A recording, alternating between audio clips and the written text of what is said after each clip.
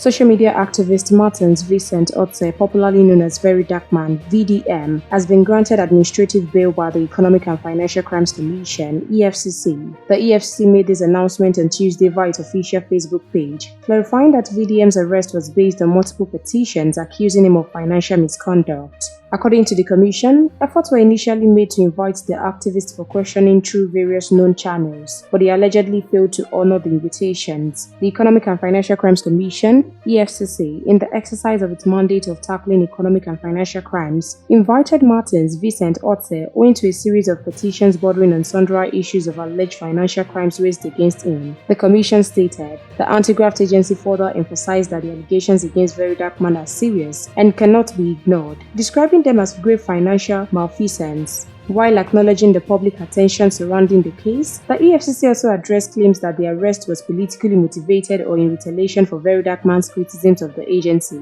The EFCC has a lawful right to hold Otse in custody like any other suspect being investigated by the Commission, the EFCC added. The Commission also urged Nigerians to allow it to carry out its mandate without undue speculation or interference, assuring that if investigations warrant, formal charges will follow. While this has sparked debate online, with many sharing their thoughts regarding this issue, you can as well drop your opinion in the comment box section below.